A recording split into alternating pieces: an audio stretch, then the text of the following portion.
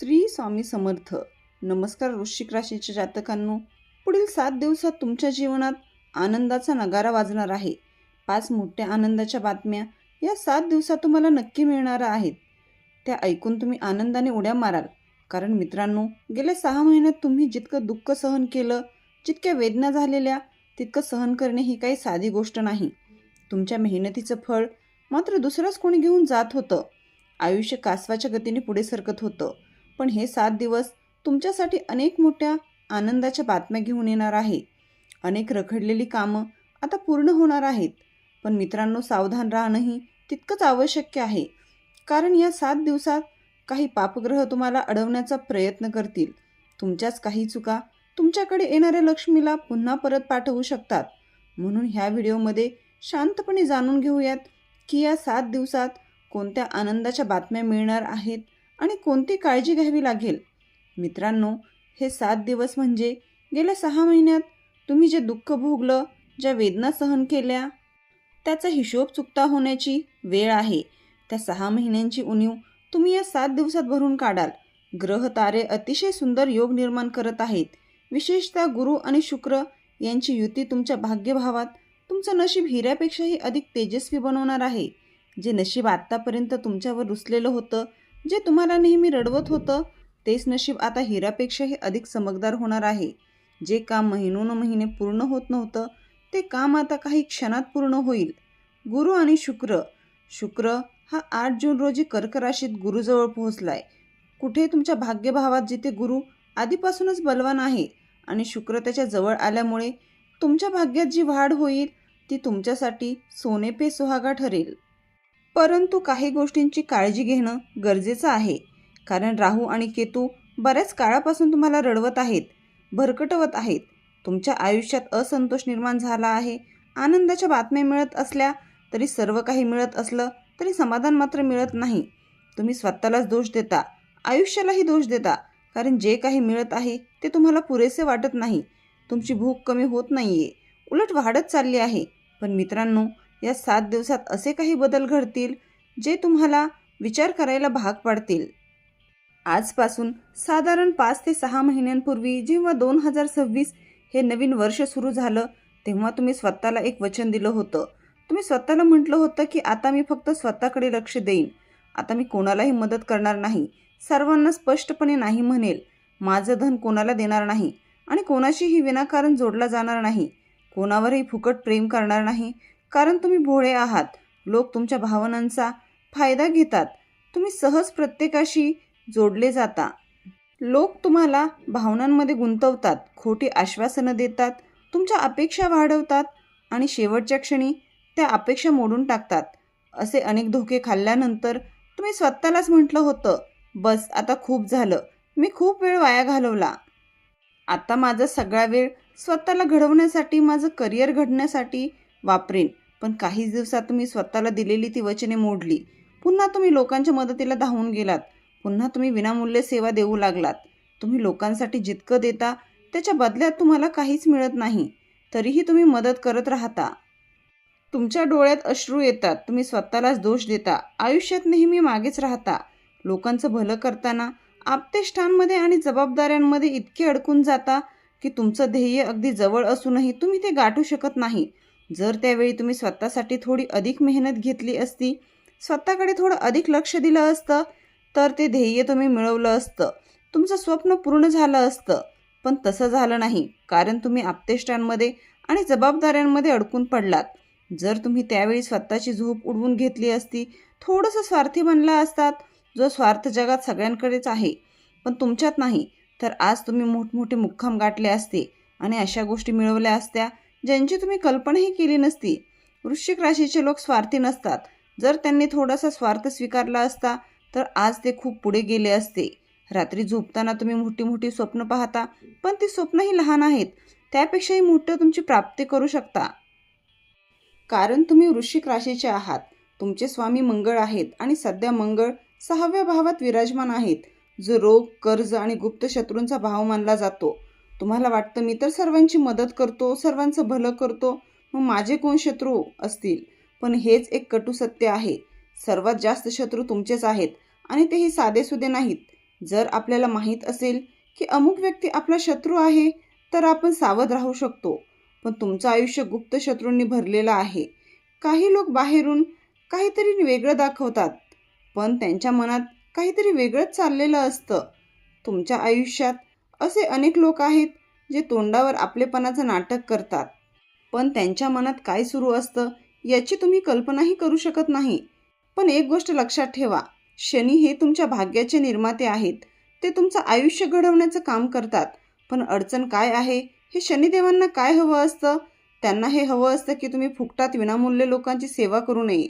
शनी कधी कमकुवत होतात? जेव्हा तुम्ही स्वतःची किंमत करत नाही तेव्हा शनी कमकुवत होतात, आणि तुमचे राशीस्वामी मंगळही कमकुवत होतात.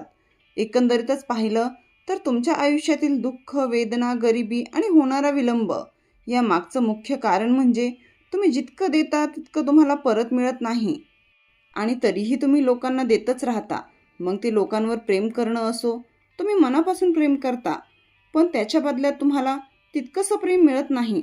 तुम्ही लोकांसमोर प्रेमाची भीक मागता, माझ्यावर तरी प्रेम कर, माझ्याशी तरी मैत्री कर, पण समोरची व्यक्ती तुमची किंमत करत नाही, आणि हीच खरी समस्या आहे. तुम्ही जितकं देता तितकं तुम्हाला परत मिळत नाही. मग काय होतं, तुमचे स्वामी मंगळ आणि शनी तुमच्यावर नाराज होतात. शनी आणि मंगळ दोघांनाही हेच हवं असतं की तुम्ही स्वतःची किंमत ओळखा. लोकांनी तुमची किंमत केली किंवा नाही, पण तुम्हाला स्वतःची किंमत माहिती असायला पाहिजेत. तुम्ही जितकं देता तितकं जर तुम्हाला परत मिळत नसेल तर विनामूल्य सेवा करणे थांबवा. ज्या दिवशी तुम्ही ठरवाल की मी आता फक्त स्वतःचा विचार करेन, आता मी फक्त त्यांच्यासाठी समर्पित राहीन जे खऱ्या अर्थाने माझे आहेत, माझं भलं इच्छितात, मी जितकं देतो तितकंच ते मला परत देतात, फक्त त्यांच्यासाठीच मी स्वतःला झोकून देईल, त्या दिवशी समजून घ्या की शनी आणि मंगळ दोघेही तुमच्या बाजूने उभे राहतील. ते तुम्हाला त्वरित परिणाम देतील, पण जोपर्यंत तुम्ही जुनीच वृत्ती ठेवता तोपर्यंत काहीही होणार नाही. म्हणून ही कडू सत्यता स्वीकारा.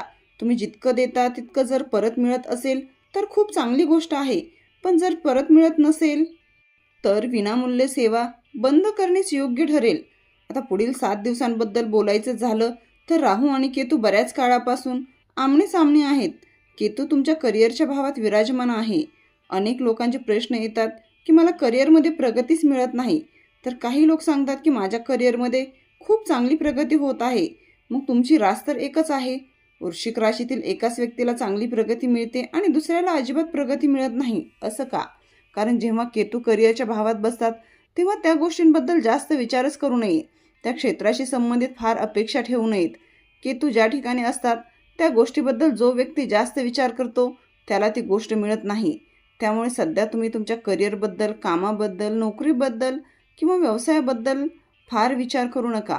प्रगती का होत नाही, कधी होईल, हे करू का, ते करू, अशा विचारांमध्ये अडकू नका. हे सर्व देवावर सोडून द्या. केतू तेव्हाच देतात जेव्हा तुम्ही त्या गोष्टींची चिंता करणं थांबवता, मग ते आपोआप देतात. म्हणून लक्षात ठेवा, जास्त विचार करू नका. विचार करणं थांबवलं तर गोष्टी आपोआप घडू लागतील. तुम्ही फक्त मेहनत करत राहा, तुमचं काम प्रामाणिकपणे करत राहा, जास्त अपेक्षा ठेवू नका. केतूवर विश्वास ठेवा, मग केतू आपोआप करिअरमध्ये प्रगती देतील. मग तो व्यवसाय असो किंवा नोकरी. याशिवाय राहू कुठे बसले आहेत ते पहा. राहू 4थ्या भावात विराजमान आहेत. मी तुम्हाला आधीही सांगितलं होतं की जेव्हा केतू देतात तेव्हा राहूच्या गोष्टी हिरावून घेतात. राहूशी संबंधित गोष्टी तुम्ही सोडून दिल्या तर केतूशी संबंधित गोष्टी मिळू लागतात. हे तेव्हाच होईल जेव्हा तुम्ही थोडं घराबाहेर पडाल, थोडासा आरामाचा त्याग करावा लागेल. 4था भाव हा घर, कुटुंब, सुख आणि शांततेचा भाव आहे. त्यामुळे जोपर्यंत तुम्ही घर, कुटुंब आणि सुखसोयींच्या मोहातून थोडंसं बाहेर पडत नाही तोपर्यंत केतूही तुम्हाला करिअरमध्ये प्रगती देणार नाही. म्हणून जोपर्यंत राहू केतूची ही स्थिती आहे तोपर्यंत घर परिवाराबद्दल फार विचार करू नका. त्यांच्याबद्दल अतिमोह ठेवू नका. सुखसोयींमध्ये जास्त गुंतून राहू नका.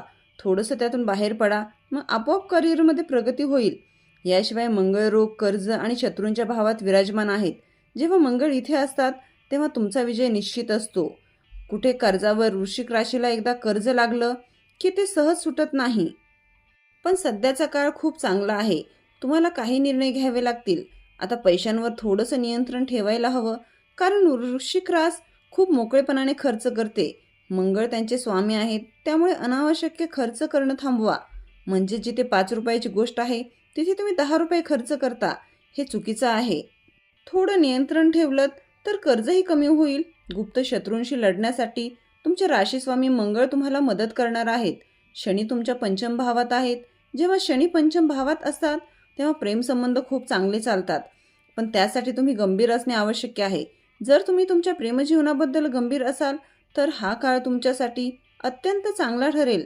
आणि जर समोरची व्यक्ती चुकीची असेल, फक्त वेळ घालवत असेल, तर ती व्यक्तीसुद्धा गंभीर होईल. इथे शनी आहेत ही खूप चांगली गोष्ट आहे. संततीबाबतही तुम्हाला थोडंसं गंभीर व्हावं लागेल. शनी ज्या ठिकाणी बसले आहेत त्या विषयात थोडं गांभीर्य आणा, थोडा विचार करा आणि तिथे न्यायप्रिय व्हा. जिथे शनी आहे तिथे कोणतंही चुकीचं काम करू नका आणि शॉर्टकटचाही अवलंब करू नका. शनी कुठे आहेत? संततीच्या भावात आहेत, म्हणजेच तुमच्या पंचम भावात आहेत.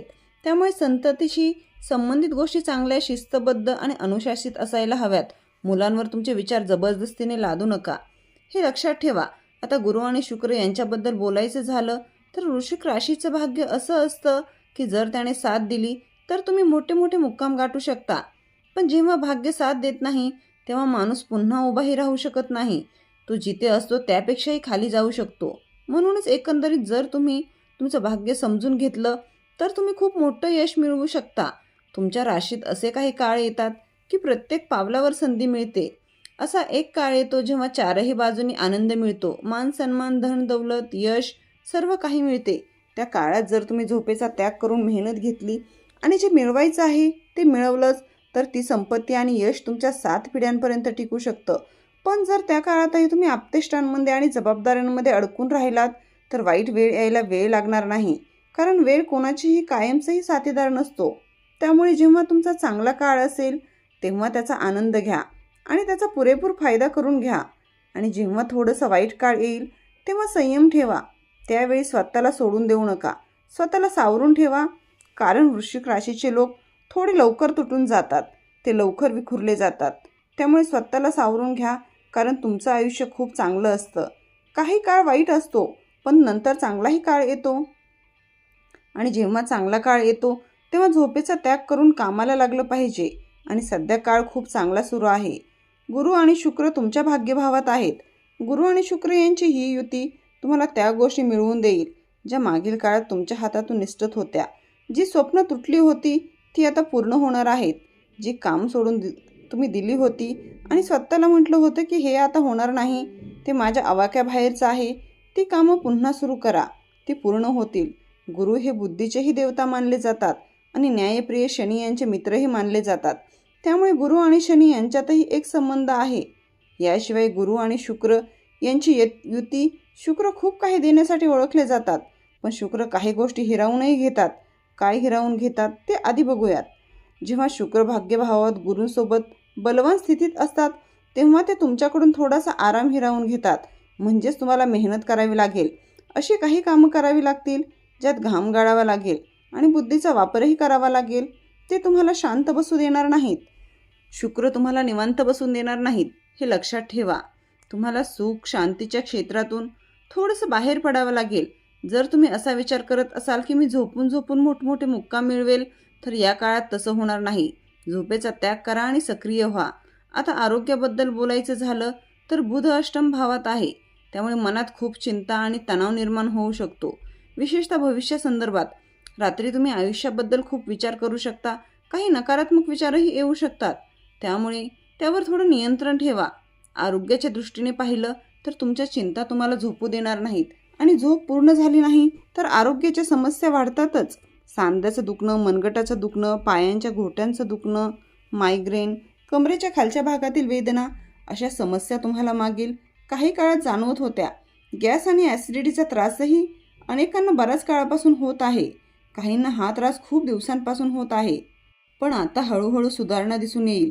जर या सर्व गोष्टी तुमच्यासोबत घडत असतील तर कमेंटमध्ये मला नक्की सांगा. आणि व्हिडिओ आवडला असेल तर लाईक करा व आपल्या चॅनलला सबस्क्राईब करा.